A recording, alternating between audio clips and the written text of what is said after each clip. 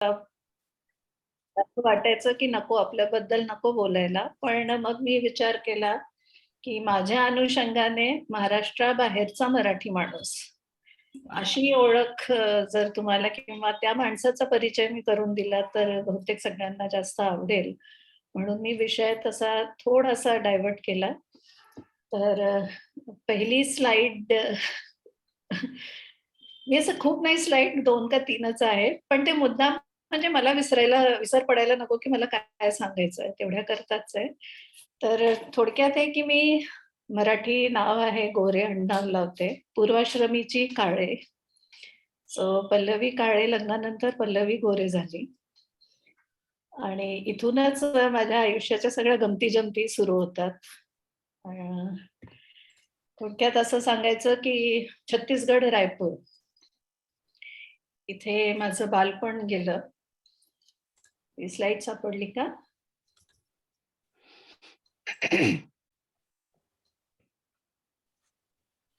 एकच minute.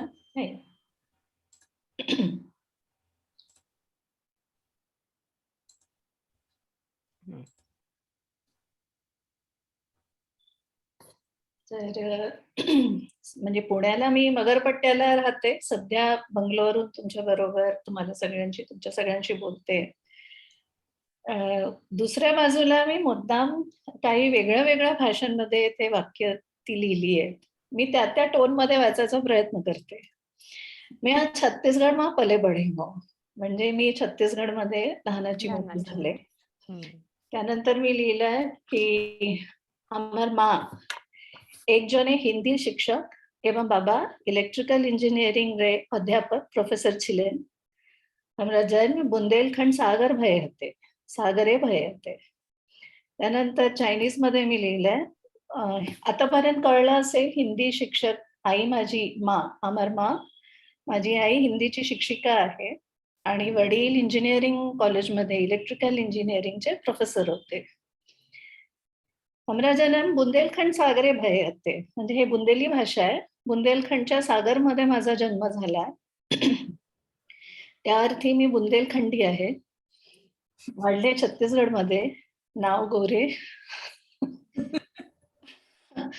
ओशी Kuan स्वेशी बेथुंग दा Yuan, म्हणजे मला दुसऱ्या भाषा शिकायला आवडतात. डिफरंट, बेथुंग म्हणजे बुथोंग म्हणजे दुसऱ्या भाषा. व द आय हाउश म्हणजे हॉबीज.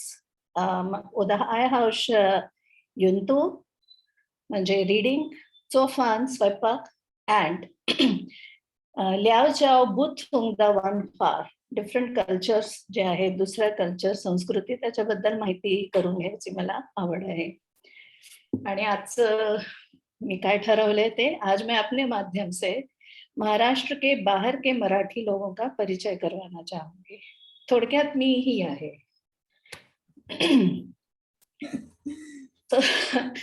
म्हणजे म्हणून परिचय करून द्यायचा, कधी कोणी विचारलं तुम्ही कुठल्या, तर फार मोठा गोंधळ होतो की काय सांगावं नेमकं, की मी कुठली. तर असं आहे की आई वडील माझे दोन्ही बुंदेलखंडाचे.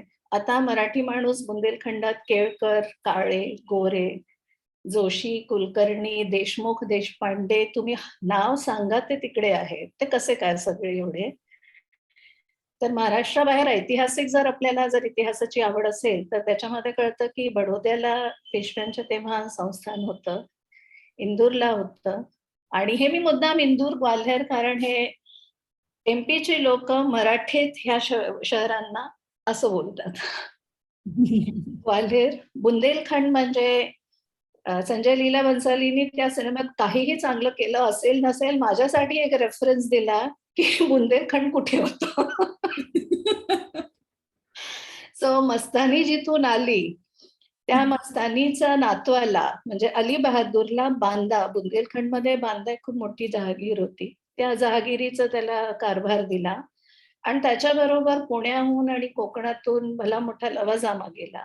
सो माझ्या आई वडिलांचे पूर्वज हे त्या लवाजामाबरोबर बुंदेलखंडात गेलेले लोक. कर्नाटकमध्ये आहे, तेलंगणामध्ये, हैदराबादमध्ये लोक आहेत आणि परदेशात. ही साधारण माहिती असते, त्यात बुंदेलखंड कदाचित माहिती नसेल. शिवाय तंजावूरमध्ये मराठी लोक आहेत. हल्ली मी तंजावूरचं दक्षिण मराठी त्याचा अभ्यास तर नाही, पण भरपूर ऐकते, कारण माझं नेक्स्ट डेस्टिनेशन तंजावूर आहे फिरायला जायचं. आणि फार गोड त्यांची दक्षिणी मराठी, त्यांचा भाषा खूपच गोड आहे. आणि त्याच्यामध्ये निश्चितच त्याच्यात अर्व ज्या तमिळ भाषेला म्हणतात त्या भाषेचं व्याकरण भरपूर आलेलं आहे. त्यामुळे एक वेगळीच गोडी आणि उच्चार वेगळे. आपण च लिहितो, तेलाचं, समजा असं काही शब्द आहे, कोणाचं, तर ते कोणांच म्हणतात. सध्या मला वाटतं खूप सारे व्हिडिओज दक्षिण मराठीचे फिरतायत व्हॉट्सअप झाले, खूप आवडतात ते लोकांना. तर त्यातली मी यशोदा आणि कृष्णाची गोष्ट ऐकली परवा. त्यांचंच काहीतरी अजून एक व्हिडिओ होता, तो ऐकत होते. सो म्हणजे मराठी माणूस जातो तिथे आपली भाषा नेतो. आता ती भाषा टिकवून ठेवणं हा एक खूप जीवामोलाचा प्रश्न आहे की ती भाषा टिकवायची कशी. कारण प्रसार माध्यम, शाळा, मित्र मैत्रिणी, तुमचा परिसर, कुठेही तुम्हाला बाहेर, घराबाहेर मराठी ऐकू येणार नाही. हा इतका मोठा चॅलेंज असतो. त्यामुळे मला आठवतंय की आम्हाला बंधन होतं राखी आणि भाऊबीजेचं पत्र हे मराठीतच लिहायचं. आणि भावांनाही बांधिलकी होती की ते मराठीतच वाचायचं, ट्रान्सलेट करून वाचायचं नाही. सो थोडक्यात मराठी जे आहे ते जसं माझी आजी, म्हणजे आईची आई, ती म्हणायची की स्वयंपाकघरातून मराठी भाषा टिकली.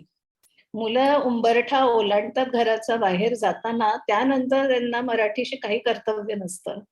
पण ओलांडून आत आलं की आई, आजी किंवा घरातल्या बायका उत्तर देणार नाही. त्यामुळे हवी ती गोष्ट जर मागायची आहे तर मराठीतच बोलावं लागेल.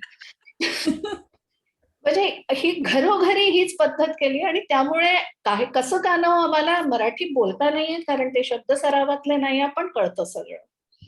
सो हा मराठी भाषा टिकवण्याचं चॅलेंज हा फार मोठा आहे. म्हणजे तुम्ही एकदा चव, सण, वार सगळं करू शकता, पण भाषा कुठून? कारण मला वाचताना हिंदीच मिळणार आहे, ऐकताना हिंदी, शाळेत हिंदी, इंग्लिश जो काही अभ्यास असेल, तिसरी भाषा संस्कृत असायचं. त्यामुळे तिथेही मराठी नाही. मग शेवटी ही चौथी भाषा मराठी कशी शिकायची आहे? मी कधीच शिकले नाही. एक वर्ग शिकले नाहीये मराठीचा. फक्त देवदयेने आपलं स्क्रिप्ट देवनागरी आहे, त्यामुळे वाचायचा गोंधळ होत नाही. माझ्या अनेक मल्याळी आणि बंगाली मुली म्हणायच्या, मैत्रिणी, की आम्हाला वाचता येत नाही आमची भाषा, पण बोलता येते. म्हटलं का तुम्हाला वाचता येत नाही? मला फार नवल वाटायचं की यांना वाचता का नाही येत? मग लक्षात आलं, अरे यांची तर लिपी वेगळी आहे. शिकलं नाही तर यांना येणार कसं?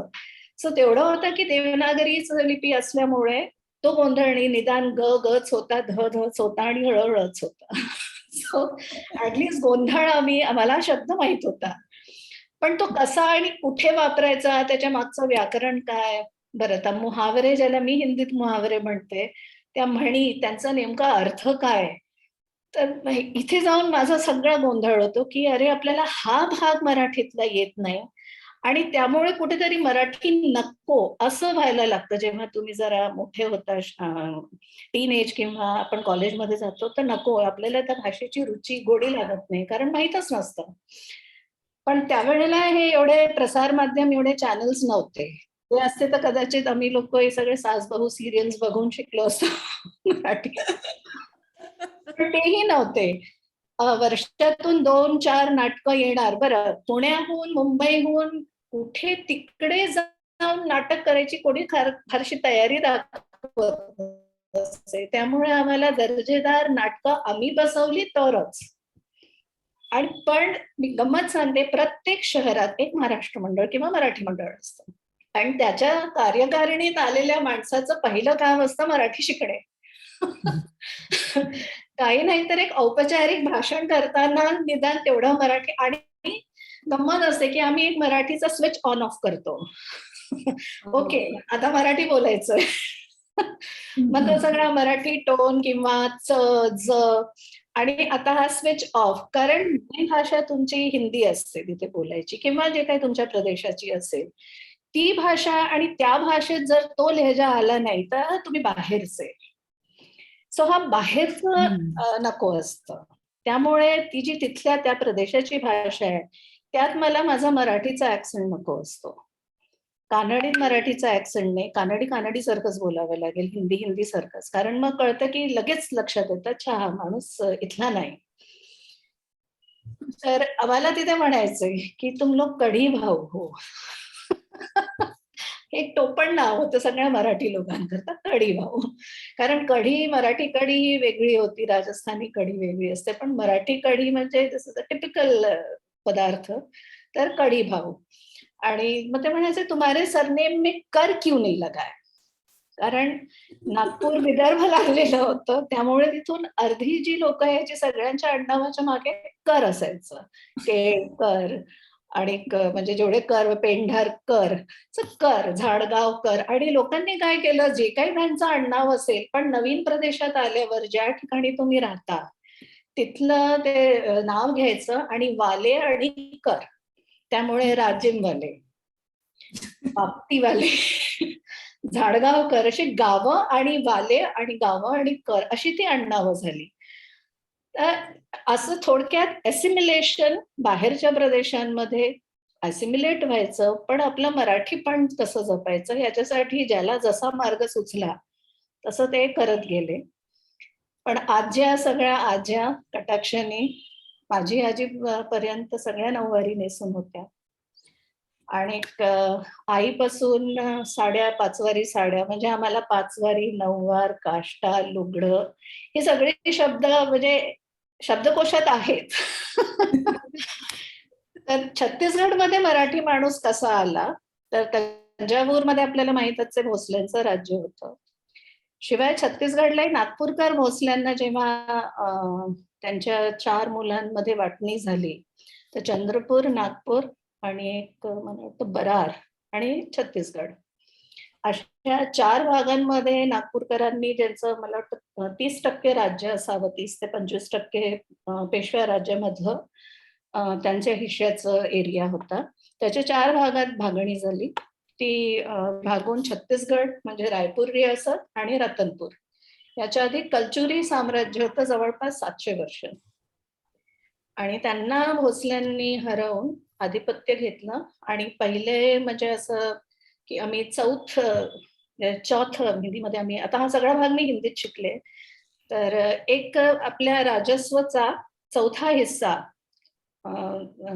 भोसल्यांना द्यायचा आणि भोसल्यांनी त्या ऐवज त्यांना सुरक्षा, म्हणजे सैन्य बळ हे सगळं पुरवायचं. चौथाई म्हणायचे त्याला चौथाई, मराठीत. चौथाई. हा, मग चौथ वसूल करणं. तर तसा होता. नंतर थोडक्यात त्यांनी सुभेदारी प्रकार, म्हणजे ठेकेदारी सारखा एक प्रकार होता की जो जास्त उत्पन्न गोळा करून देईल त्याला ठेका दिला जाईल छत्तीसगडचा. तर रायपूर रियासत इथले 18 किल्ले होते, गड. आणि रतनपूर रियासत जी कलचुरींच्या वेळेला राजधानी किंवा मेन एरिया होता, तिथले 18 गड. असे मिळून बिंबोजी भोसले यांनी छत्तीसगड हे त्या प्रदेशाला, त्या भागाला नाव दिलं. पहिले असा समज होता की कदाचित 36 प्रकारच्या आदिवासी जनजाती तिथे आहेत, त्यामुळे ह्याला छत्तीसगड, त्यांचं घर म्हणून छत्तीसगड असं नाव दिलं.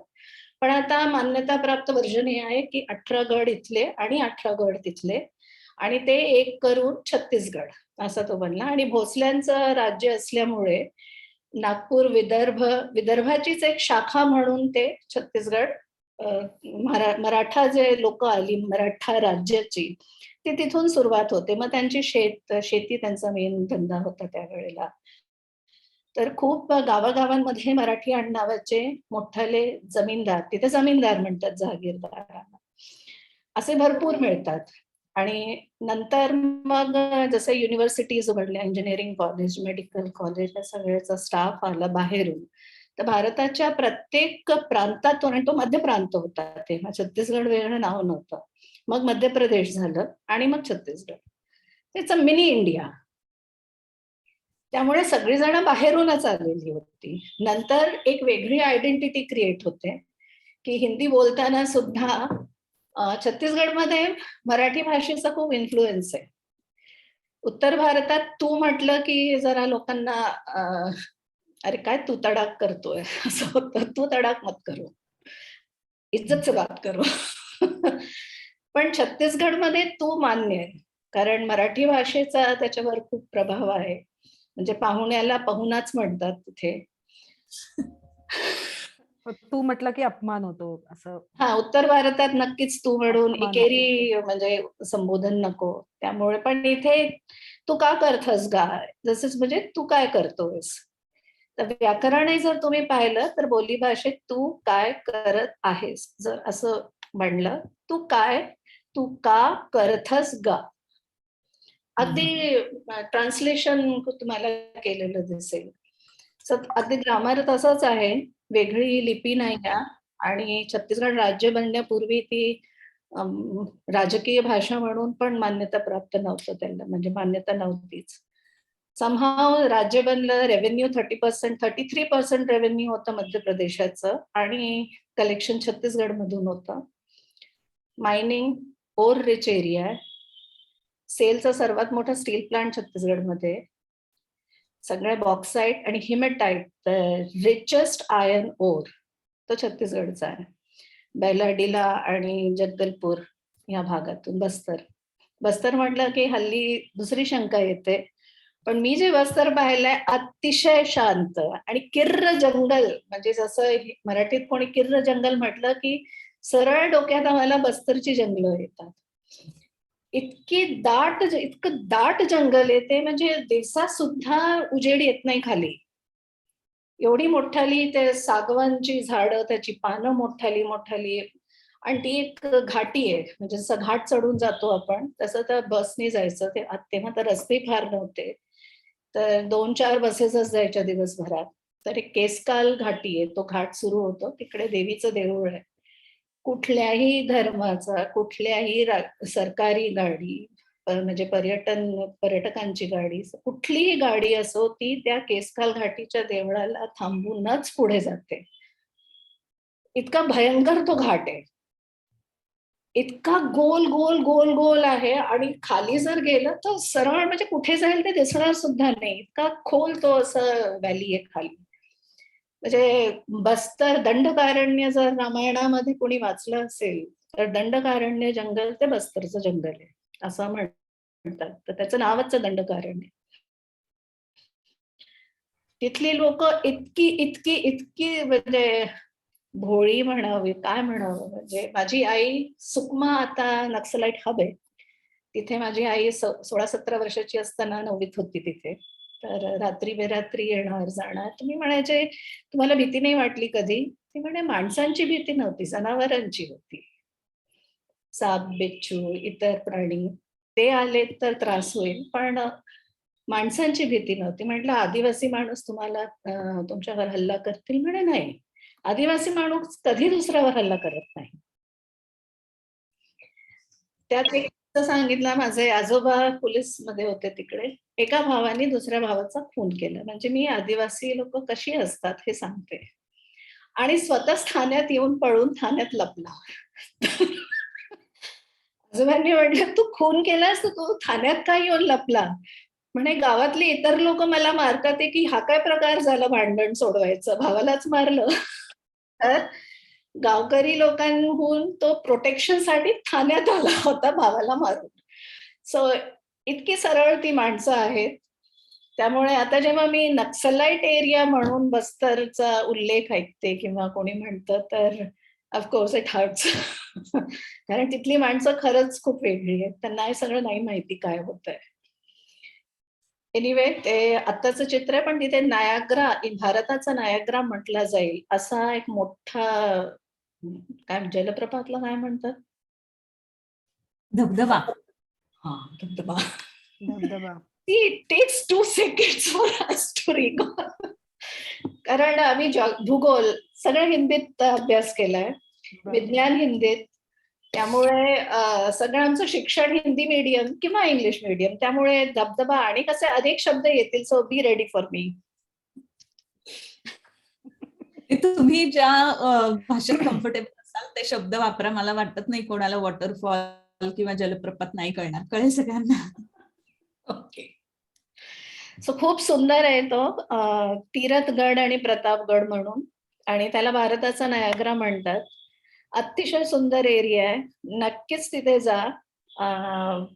नक्सलाइट एरिया हा आंध्र बॉर्डरला लागलेला आहे आणि गंमत म्हणजे गंमत नको म्हणायला, पण जेव्हा तो मोठा नक्सलाइट आक्रमण झालं त्यावेळेला लोकल लोकांनी हे सांगितलं की ती माणसं लोकल भाषा बोलत नव्हती. हम्म. सो म्हणजे इट्स अ व्हेरी आयरॉनिक आणि फार विचित्र परिस्थिती आहे. कारण तिथे शासनातर्फे भरपूर योजना असतात आणि माझे खूप नातेवाईक आहेत ज्यांनी अख्खं आयुष्य त्या बस्तरमध्ये काढलं. शिक्षक होते, त्यांनी तिथे लायब्ररीज बांधल्या आणि शाळा म्हणजे शाळेनंतर इतर त्यांना जर अभ्यासासाठी मदत लागेल म्हणून क्लासेस काढले. पण ते म्हणे की 12वी शिकला ना पुष्कळ झालं, तो संज्ञान आहे, आता नको, गरज नाही पुढे. ज्याला शिकायचंय त्याला शहरातच जावं लागतं, तर इथे क्लासेस काढून तुमचं नुकसान होणार आहे, तुम्ही बंद करा, असं सांगणारी पण होती ती लोक. सो ते फारच सरळ आणि साधी आहे. ह्याच्या पुढे जर सांगायचं झालं छत्तीसगड किंवा इतर MP मध्ये, तर भाषा बुंदेलखंड हा मला माझा म्हणजे मी आयडेंटिफाय मायसेल्फ ॲज बुंदेलखंडी. त्याचं कारण आहे की झाशीची राणी ही बुंदेलखंडाची आहे. आणि जसं एक म्हण आहे, 100 दंडी एक Bundelkhandi. We have those kind of that kind of guts. आहेत का नाही माहिती नाही, पण बुंदेलखंडी ही भाषा म्हणजे फार तो एरिया जो आहे, तो प्रदेश खडतर आयुष्याचं ते प्रदेश आहे, पाणी नाही आहे, वृक्ष आहे, गरमी खूप असते, उन्हाळा प्रचंड, दगडी सगळा एरिया आहे. आणि जेवढे डक्क्यात ज्यांना बुंदेली भाषेमध्ये बागी म्हणतात, ते सगळे चंबलच्या वर तो एक भाग आहे. UP आणि MPचा असा मिक्स तो बुंदेलखंड भाग आहे. आणि ती भाषाही फार गोड आहे. तिथे मी माझ्या लहानपणी पाहिलेल्या घरकामाला येणाऱ्या बायका एक वेगळ्या पद्धतीने काष्टा बांधायच्या आणि त्या म्हणायच्या असं, दिवाळी पे नाव लुगरा दई दे, लुगरा म्हणायच्या त्या साडीला. साडी. तिथेही भरपूर मराठी लोक आहेत. तर मराठी माणसांनी म्हणजे बऱ्याचदा असं वाटतं की महाराष्ट्र सोडलं तर आयडेंटिटी गमावली का, तर मला वाटतं नवीन आयडेंटिटी क्रिएट केली.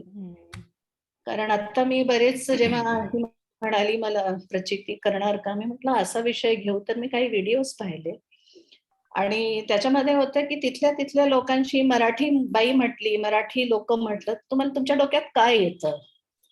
तर सगळ्यांनी 3 गोष्टी अगदी आवर्जून सांगितल्या. पहिले छत्रपती शिवाजी, मुंबई आणि मराठी बाईचा पोशाख, नथ आणि नऊवार. हा म्हणजे अगदी सगळ्यांच्या तोंडून ह्या 3 पैकी एक तर होतच होतं की शिवाजी मला माहिती आहेत राजा, आणि मग मुंबई, त्यानंतर मराठी बाईचा पोशाख, ती वो बड़ा सा क्या नाक में पहनते हैं और वो अजीब सा साडी, बट त्यांना त्याला काष्टा म्हणतात हे त्यांना माहिती नाही, पण ते त्यांना फार आवडतं. आणि कशी असतात ती माणसं, तर आता मुंबई ते महाराष्ट्राशी कोरिलेट करतात, पण जी माणसं त्यांनी आपल्या आपल्या भागात मराठी माणसं पाहिली आहेत, तर ते त्यांचं म्हणजे इम्प्रेशन जे आहे, सरळसोट माणसं, कामाला काम,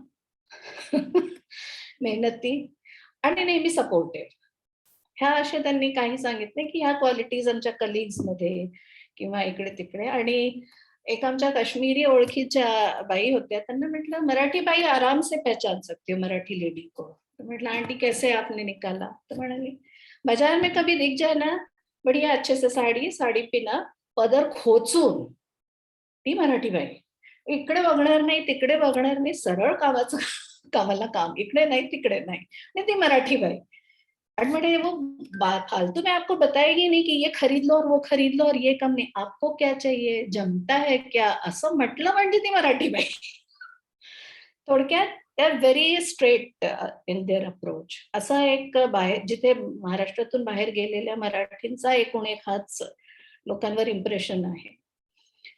आता मी कर्नाटकात आले अजून, बिकॉज ऑफ कोविड मी परत काही फारसं इथे मिक्स झाले नाही, पण इथे भरपूर मराठी मंडळ आहे असं माझ्या लक्षात आलंय. एक मंडळ जेव्हा मी 15 वर्षापूर्वी असताना जॉईन केलं होतं, तिथे माझ्या मुलींनी पहिला भोंडला तिने इथे केला. मंगळागौरीचे खेळ हे आता सगळीकडे होतातच. सो संस्कृती जपणं हा म्हणजे काही वेगळा आणि नवीन भाग नाहीये. It's just part of being Marathi. दुसरी स्लाइड ती दाखव. हो. 3rd number.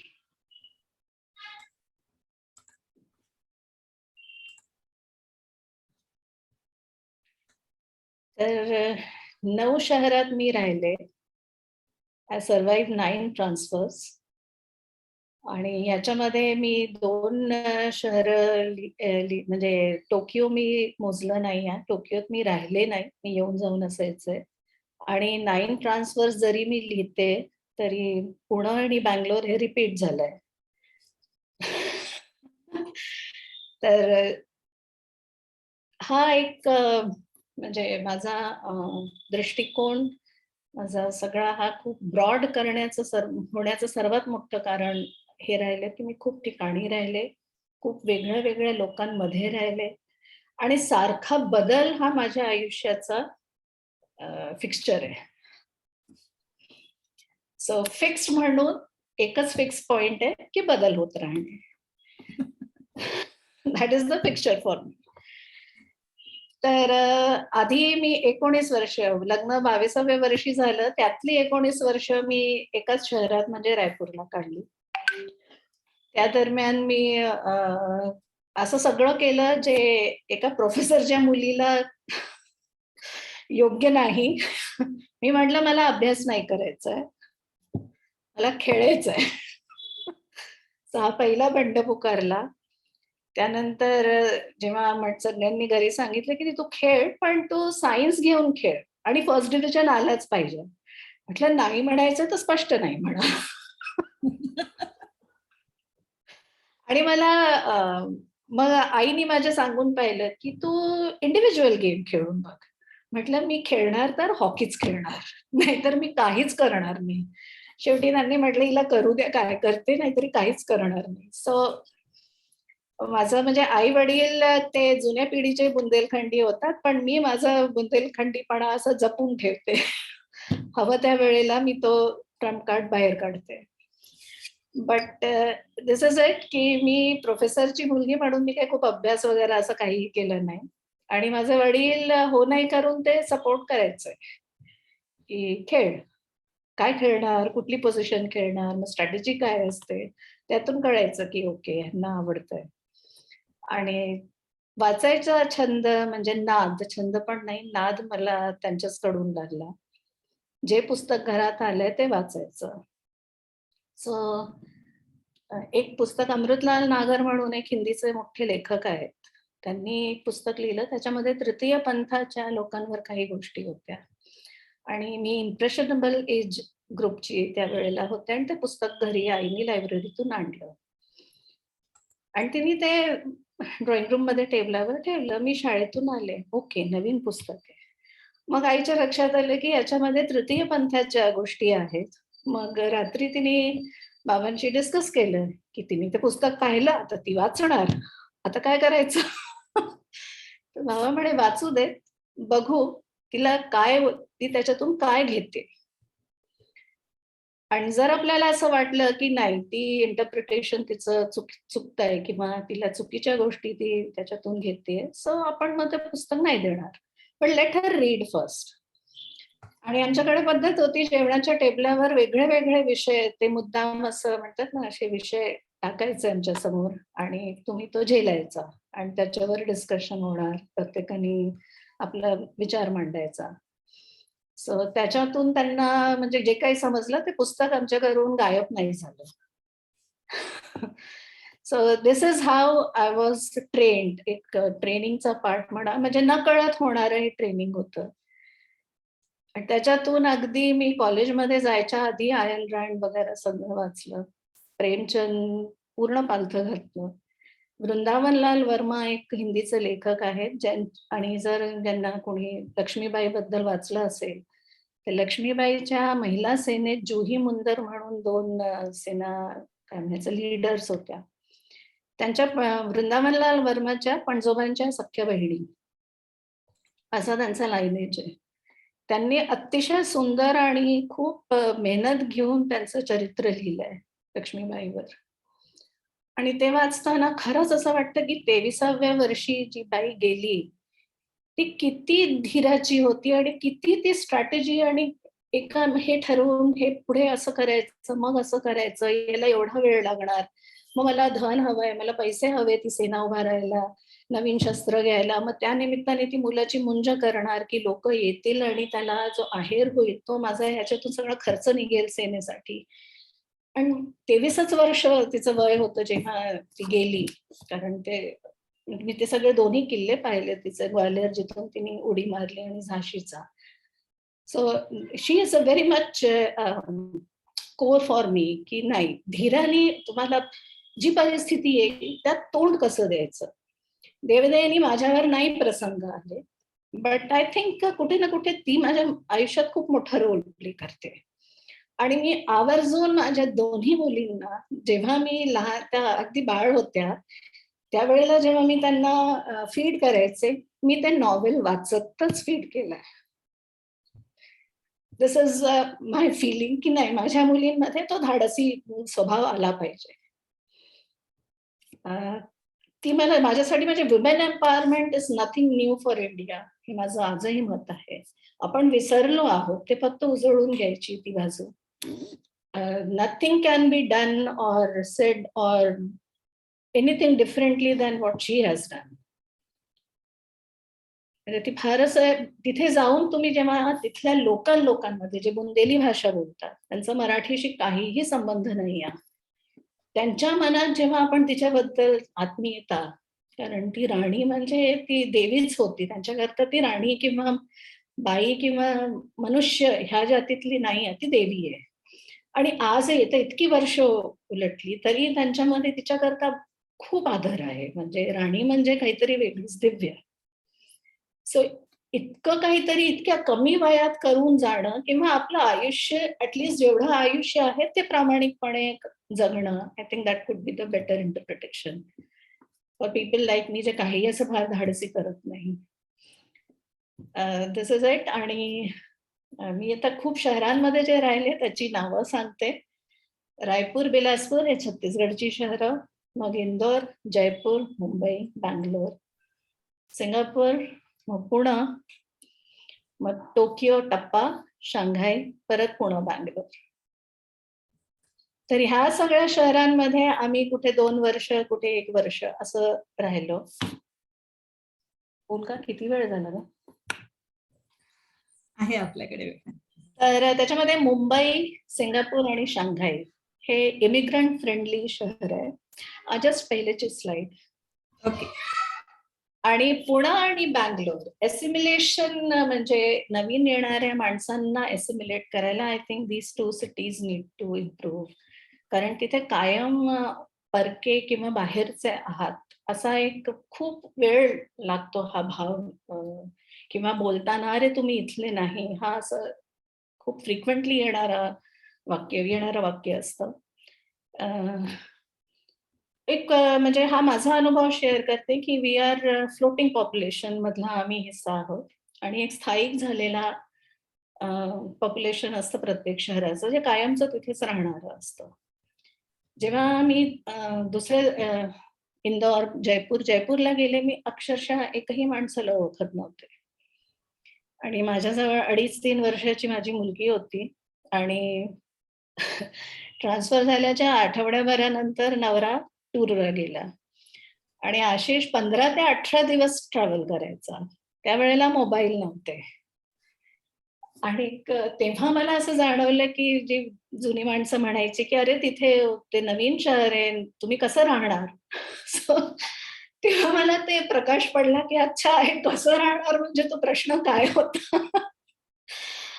आणि मग मी म्हटलं की आता हिला मुलीला काही झालं, हा प्रश्न मला सिंगापूरलाही आला, हाच प्रश्न मला जयपूरला आला, की मुलींना काही झालं तर मी आहे, मला काही झालं तर कोण? दिस वॉज अ बिग क्वेश्चन. आणि मग मी मुलींना तयार करायला सुरुवात केलं की आईला किंवा त्या घरी एकट्या असताना आणि आम्ही दोघी असताना आणि मला काही झालं तर तिने काय करायचं. आणि मग माझ्या लक्षात आलं की स्थायिक जो पॉप्युलेशन असतो त्याला आपली गरज नाही, पण आपल्याला गरज आहे एक सपोर्ट ग्रुपची. आता 18 दिवस बिना मोबाईल काहीही होऊ शकतं आणि होत असतं, बऱ्याच गोष्टी होत असतात तुमच्या रोजच्या आयुष्यात, गरज पडते. प्रत्येक शहरात जाऊन मी प्रयत्नपूर्वक एक सपोर्ट ग्रुप तयार केला आपल्यासाठी आणि त्याचबरोबर मैत्रिणींचा. माझ्यासारख्या अनेक बायका असायच्या ज्या नोकरीनिमित्त तिथे आलेल्या असायच्या, त्यांच्या नवऱ्यांच्या बदली झाल्या, त्यांची स्वतःची बदली झाली. तर हा एक ग्रुप आम्ही एकीमेकीला जे आपण एका जागी राहतो, मग आजीकडे सोडलं, मावशीकडे सोडलं किंवा ह्यांनी येऊन मदत केली, हा सपोर्ट ग्रुप आम्ही एकमेकीला पुरवतो.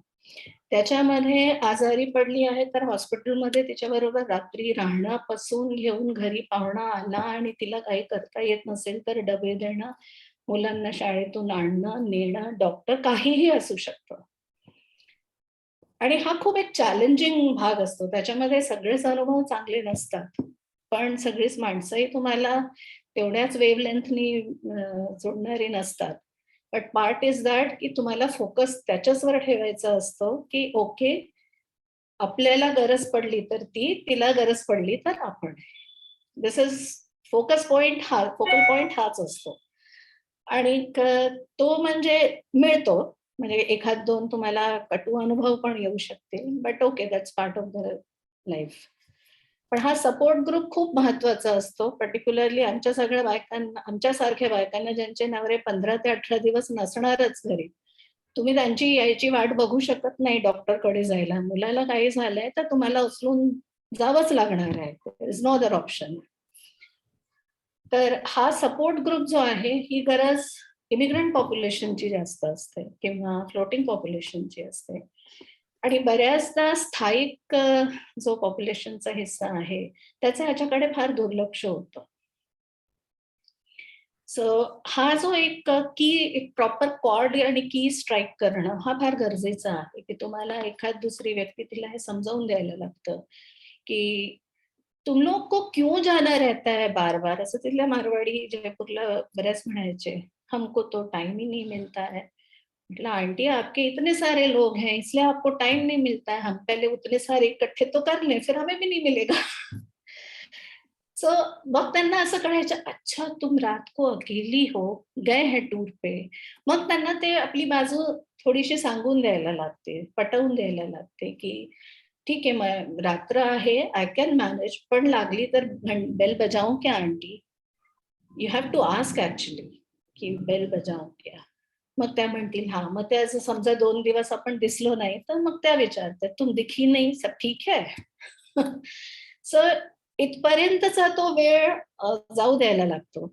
आणि हा सपोर्ट सिस्टम फार गरजेचा आहे. म्हणजे आपल्याकडे अमेरिका आणि परदेशातल्या सारख्या संस्था किंवा त्या सवलती नाही आहेत की 911 केलं आणि फलाणं आला पोलीस आणि हे. सो हा एक खूप मोठा होता की नेहमी राहणारे कायमचे आणि इमिग्रंट प्रवासी ह्यांच्यामधला एक प्रॉपर बॅलन्स स्ट्राईक करणं आणि एकमेकाची बाजू समजून घेणं, तो नेहमी एक ट्रिक असते. पण त्याशिवाय होत नाही. डेफिनेटली. हा एक खूप मजेशीर भाग आहे. आणि ह्याच्यामध्ये जिथे जिथे छत्तीसगड आहे तिथे तुम्ही कुठलाही भाग लिहू शकता. बुलंदशहर, कानपूर, बिठूर, युपी, एमपीचं कुठलंही, म्हणजे मराठी संस्थान नसलेलं कुठलंही गाव तुम्ही इथे लिहू शकता. म्हणजे मी सांगते मी मराठी आहे. पहिले तर मी सांगत नाही की मी मराठी आहे. तो आप कहाँ के, आता काय सांगावं, हा तर यक्ष प्रश्न आहे, आप कहाँ के. तर ठीक आहे बा, मराठी आहे, कारण भाषा आपल्याकडे भाषेला बेस घेऊन सगळ्या राज्यांची रचना झाली है, त्यामुळे ठीक मराठी. तो फिर आप छत्तीसगढ़ पे क्यों है. अरे नौकरी है. अच्छा अच्छा, तो मम्मी डैडी वहां के होंगे. नहीं, मम्मी डैडी तो बुंदेलखंड के हैं. तो हस्बैंड वहां के हैं. नहीं, हस्बैंड तो छत्तीसगढ़ से ही है. तो फिर आप मराठी कैसे हो? आणि हा प्रश्न मला महाराष्ट्रात कोणी विचारला तर तरी मला कळतं. अमेरिका, शांघाय, जपान इथे मायग्रेट झालेल्या मराठी माणसांनी जेव्हा हा प्रश्न विचारावा तेव्हा मला कळत नाही. खरंच कळत नाही त्यांना का मुद्दाम प्रश्न. एकदा शांघाईलाच गौरी गणपती करता का तुम्ही? आता म्हटलं काय मी काय करायला हवं? मी राजस्थानमध्ये राहते तर एक तर राजस्थानला गणपती शोधणं एक फार मोठा प्रॉब्लेम आहे. तिथे दगडी, संगमरवरी, लाल पत्थर, काला पत्थर, सफेद पत्थर, पत्थर नंतर काहीच नाही. अरे म्हटलं गणेश बिठाने एक तर आपल्याहून 15 दिवस आधीच त्यांची गणेश चतुर्थी होते. मग तो लडको का फेस्टिवल आहे. सगळे मुलं त्यांच्या बालाजी म्हणतात गणपतीला, तिथे बालाजी म्हणतात. त्याच्या देवळात गेले, बुंदीचा लाडू खाल्ला, त्यांचं होऊन गेली चतुर्थी. त्याच्या 10 दिवसांनी मी गणपती शोधायला निघाले तर अख्ख्या म्हणजे त्या बाजाराने मला वेड्यात काढले की कोण बाई आहे. हिला आत्ता का गणपती हवाय? आणि मग संगम संगम म्हणजे त्याला संगमरमर म्हणतात. तर संगमरमर का ले लीजिए, लाल पत्थर का ले लीजिए. म्हटलं ये इनका विसर्जन नहीं होगा. अच्छा तो आप लोग मराठी हैं. म्हटलं काही का नसो तू गणपती देतो का नाही मला सांग. शेवटी आशिष टूरवर बँगलोरला आला, त्यांनी इथून गणपती आणले. कारण तिथे पीओपीचे गणपती मिळतात, ज्यांचं विसर्जन होत नाही व्यवस्थित. लग्नासाठी स्थळ मिळतं का? हा एक टिपिकल प्रश्न असतो. आणि मला त्यांना म्हणजे काय एकदा तर मी थोडीशी आता माझी सटकलीसारखं झालं. मी म्हटलं तुम्हाला माहितीये का रायपूर जिथे एक छोटंसं गाव ज्याच्यात काही मोठं इंडस्ट्रियल रेव्होल्युशन नाही आणि तेव्हा ती राजधानी पण नव्हती छत्तीसगडची. म्हटलं तिथे सुद्धा 1.5-2 लाख मराठी राहतात. आणि ते फक्त एकच गाव आहे. आणि म्हटलं महाराष्ट्राबाहेर किती मराठी आहेत. पुणा सोडा, महाराष्ट्रामध्ये तुम्ही जा. तुम्हाला तिथे कोणी विचारतं का तुम्हाला स्थळ मिळतं का नाही? तुम्हाला असं का वाटतं की मी अशी एक व्यक्ती उचलून महाराष्ट्रातून छत्तीसगडमध्ये इम्प्लांट केलेली आहे? ग्वाल्हेर, इंदोर, जबलपूर, शिवाय पूर्ण माळवा इथे इतके जास्त मराठी घर आहेत. छत्रपूरला जिथे म्हणजे माझे आई वडील राहिले, ते बाजीरावचे सासरे छत्रसाल त्यांच्या नावावर ते शहर आहे छत्रपूर. तिथे एक गल्ली आहे मोठा असा, म्हणजे रस्ताच आहे त्याला गल्ली म्हणायचंय पण त्या वेळेला. तर पूर्ण मराठी लोकांनी भरलेला आहे, त्यांचाच तो एरिया आहे. तर एकदा म्हणजे मी त्यांना म्हटलं तुम्हाला कुठली जात, पोटजात, ब्राह्मण, प्रवर काय काय काय काय असेल सगळ्या प्रकारची स्थळं एमपी मध्ये मिळतील. तर तुम्हाला काय हवंय ते सांगा.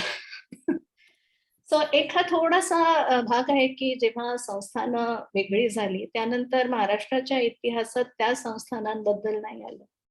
शिवाय पेशवे जेव्हा पुण्याहून बिठूर ब्रह्मवर्त तिकडे त्यांना पेन्शनवर पाठवलं त्यानंतर मला फारसं वाचायला अजून तरी नाही मिळालंय. असेल तर मी नक्की वाचेन.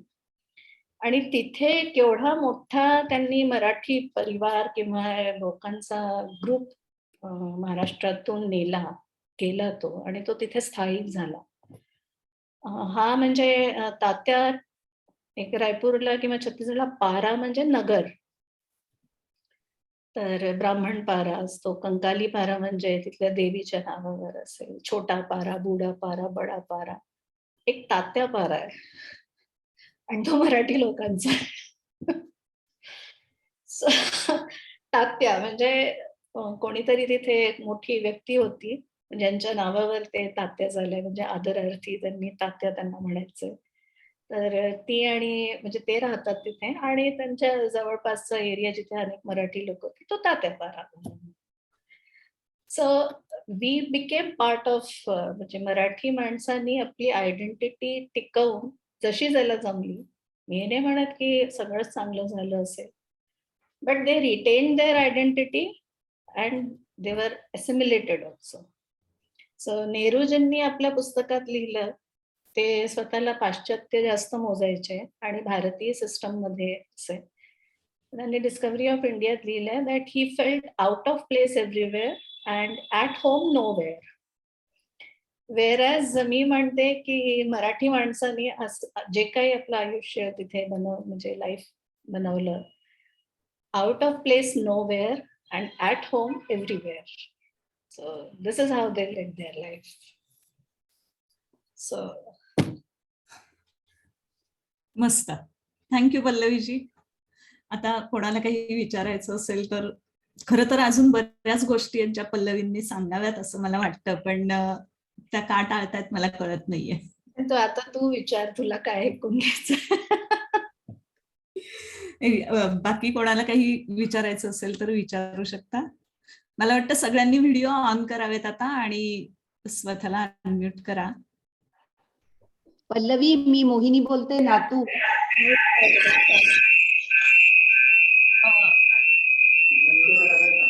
येतंय. एका याचा आवाज बंद करायला लागेल. हा पल्लवी, हो बोला. नमस्कार नातू मोहिनी. बोलते. किती ग सुंदर बोललीस. किती ठिकाणी फिरून आलीस, पण मराठी पण छान जपलेस तू. प्रयत्न करते. खरं मला सिंगापूर महाराष्ट्र मंडळाने मराठी शिकवलं. काय सांगतेस? हो. नाही, पण तू खूप छान सांगितलंस आणि सगळ्याच इतकं मस्त समरी केलीस की really hats off to you. तू खरी झाशीच्या राणीची वंशज आहेस. थँक्यू. मजा आली. आपण आणखीन गप्पा मारूया कधीतरी, वेळ मिळेल तेव्हा. नक्कीच.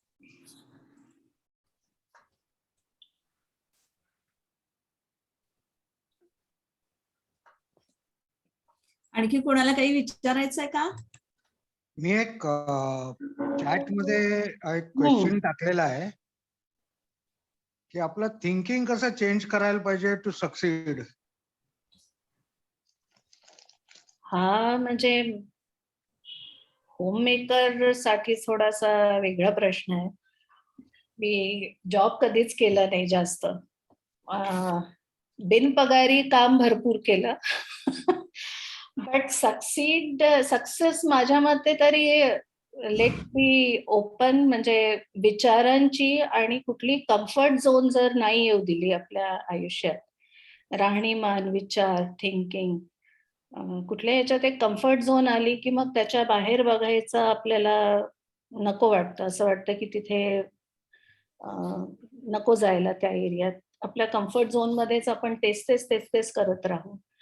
आणि समहाव असं झालं की कम्फर्ट झोन कधीच नाही मिळाली. कारण नाहीतर आम्ही एवढ्या ट्रान्सफर्स ऍक्च्युली एक्सेप्टच नसत्या केल्या. आणि transfer is a best way for learning. आणि त्यामुळे दुसऱ्याला एक्सेप्टही करता येतं. अमुक माणूस अमुक करतो किंवा हे करेक्ट आणि हे चूक, अशा ज्या आपले क्लिअर कट त्याला जजमेंटल पॉइंट्स बनतात ते कधीच बनत नाही.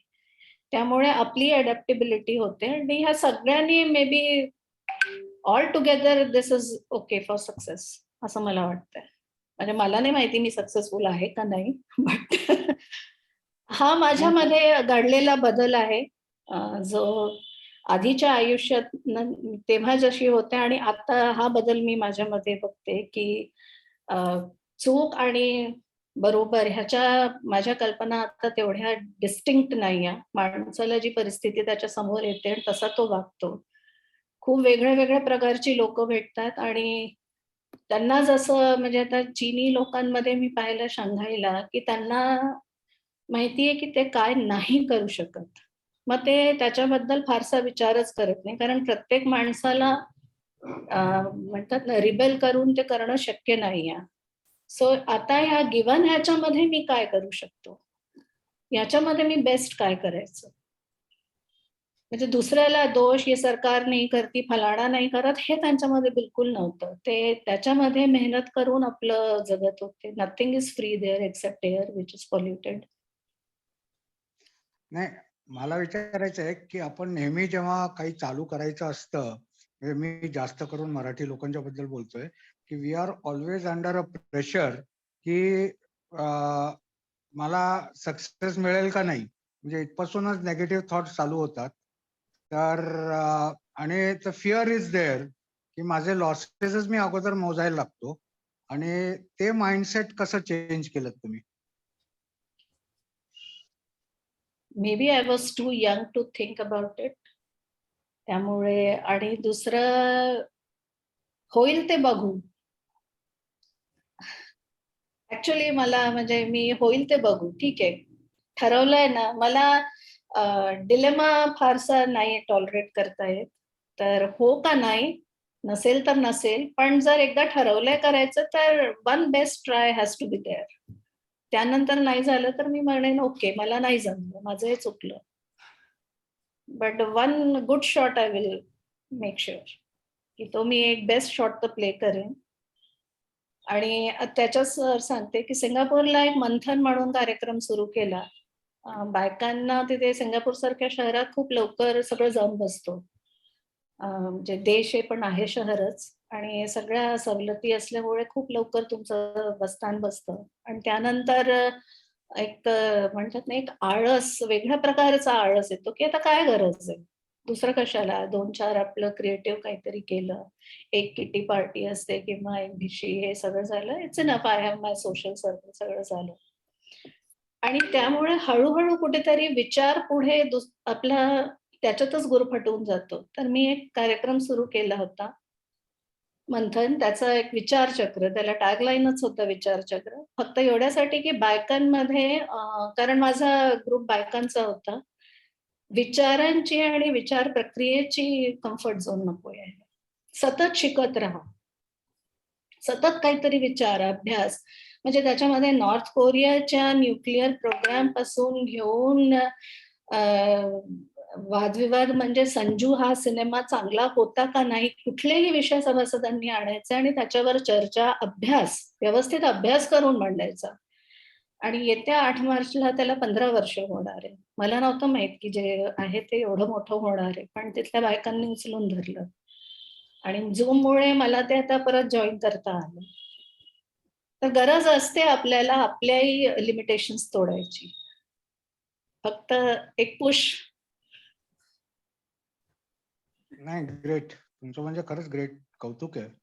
आणि मला अजून एक प्रश्न आहे की जनरली आपण मराठी लोक गो विथ द टाईड, की बाबा कोणीतरी 4 पैसे कुठेतरी कमवलेत की आपण लगेच ते करायला बघतो. मी इंजिनियर असेन पण मेडिसिनचं काहीतरी विकायला लागतो कारण त्याच्यात पैसे आहेत आणि त्याच्यातलं नॉलेज, मला तुम्ही म्हणलात तसं, without knowledge it really doesn't succeed.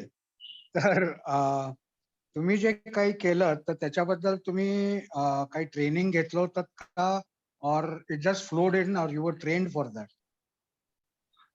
पहिलं, मला अजून तुम्ही असं एवढं विचारताय आणि बोलताय तर मी काहीही असं मोठं केलं नाही असं माझं प्रामाणिक मत आहे. I am not being modest or anything. I am just living as it comes.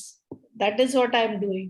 म्हणजे मला जसे समोर येत आहे, आणि प्रत्येक नवीन जागी म्हटलं स्क्रॅच पासून सुरुवात असते. आणि मग तिथे आता काय करायचं? मग माझ्या पर्सनॅलिटीला तर हा फार नंतरचा भाग असतो. आधी नवऱ्याचा जॉब, त्याचा तो माहितीये 6 महिने घरात बघणार नाही आणि त्याला तेवढा मला वेळ दिलाच पाहिजे. मग मुलांना ऍडजस्ट करणं, त्यांचा ग्रुप, त्यांची शाळा, त्यांचे क्लासेस, कारण त्यांचं personality development is more important for them than me.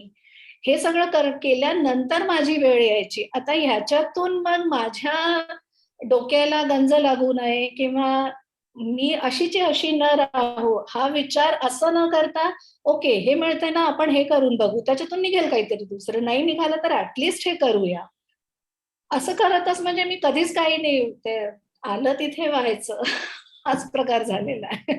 That's it. म्हणजे काही ठरवून वगैरे काही केलं नाही.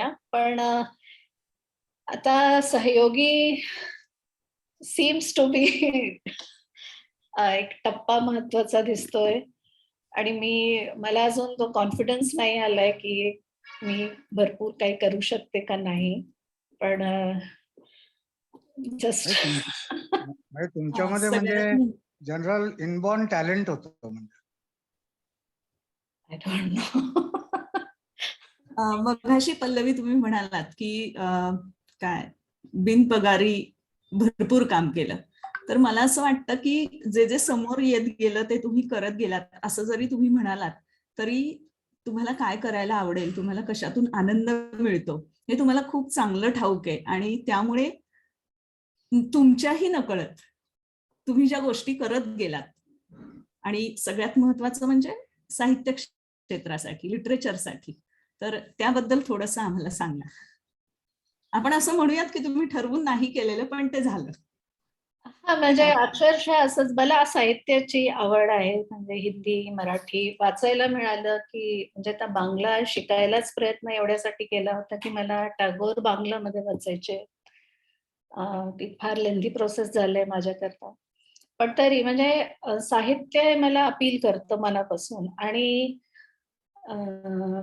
जर म्हणजे मला प्रॉपर मी विचार केला असता तर मी सायन्स सोडायचं एक कारणच होतं की मला साहित्यात करायचं होतं. पण आमच्या त्या भागात लिटरेचरमध्ये तीच लोक जायची ज्यांना कुठेही प्रवेश दुसरीकडे मिळायचा नाही. सो माझ्या वडिलांनी म्हटलं तुला पुरेसं कॉम्पिटिशन नाही आहे तिथे, तर तिथे नको जाऊ. त्यामुळे पण मला आवड होती, त्यामुळे असं कुठे असं दिसायचं मासिकाचं काम होतंय मंडळात किंवा इथे, तर माझे असे डोळे सांगायचे अरे काहीतरी आहे छान. त्याचा खरासा मला म्हणजे चान्स मिळाला शांघाईला. मराठी मंडळाचं तिथे स्मरणिका करायचं आम्ही ठरवलं. कारण मी गेले तर मला एकाने काहीतरी सांगावं, कोणी काहीतरी सांगावं. कुठेही त्यांचं असं कलेक्शन संकलन नव्हतं की कोणी काय केलं, किती वर्ष झाले, काय काय तिथे कार्यक्रम होत होते. तर ते सगळ्या जे पास्ट प्रेसिडेंट्स होते त्या सगळ्यांना आम्ही मेल केले, मेसेज पाठवले की तुम्ही लिहून पाठवा. बरं, ज्याला हवं त्यांनी त्या फॉर्मॅटमध्ये पाठवलं. त्यामुळे एडिटिंग म्हणजे झालंच नाही त्याचं. ज्यांनी जसं लिहिलं तसं आम्हाला ते घ्यावं लागलं. But at least we had some document की एवढ्या साली ह्याचं स्थापना झाली, मग हे कार्यक्रम, अशी कार्यक्रम झाली जे काही.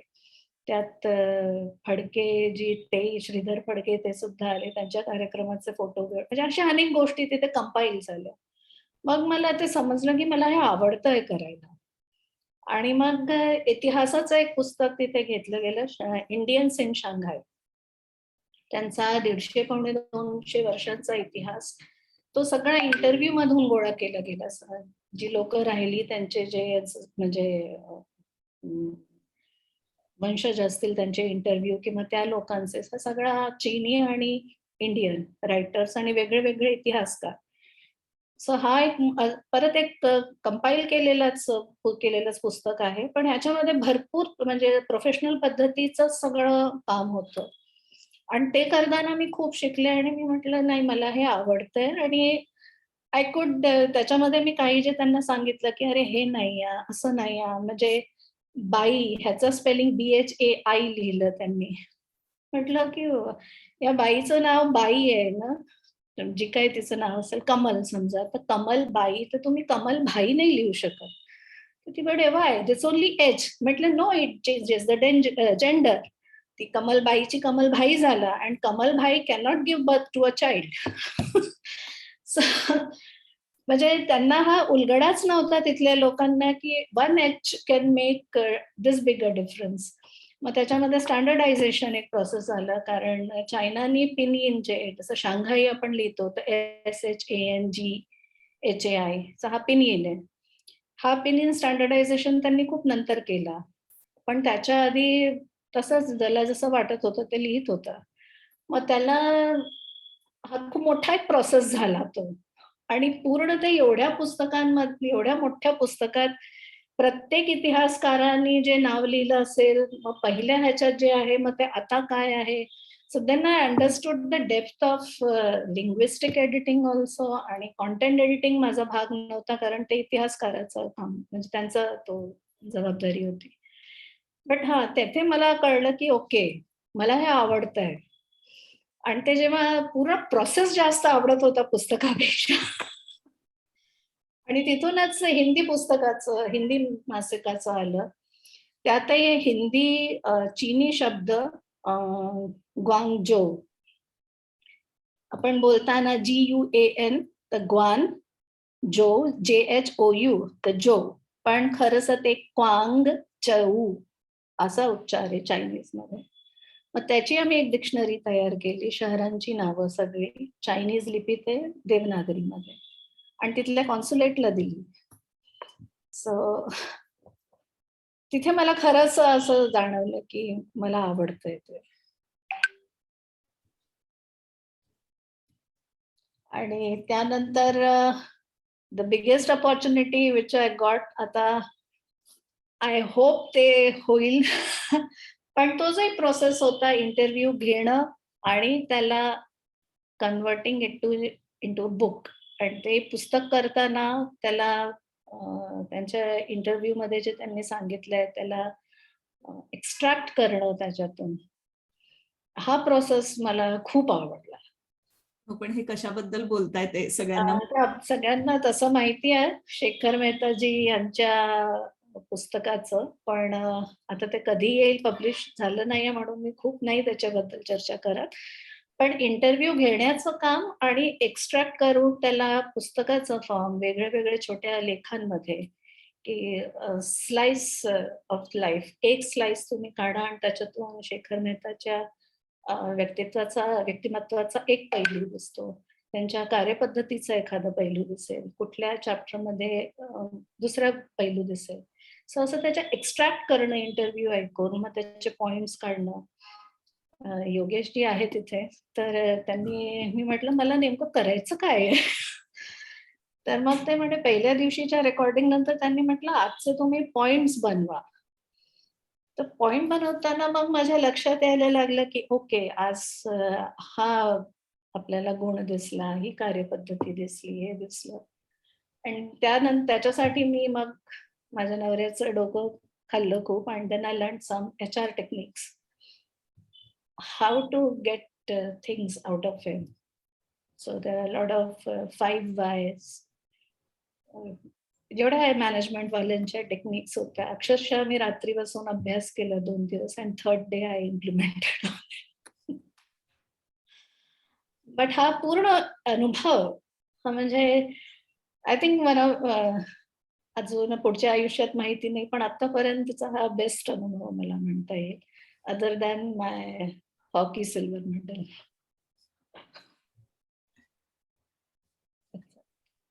आणखी कोणाला काही विचारायचं आहे?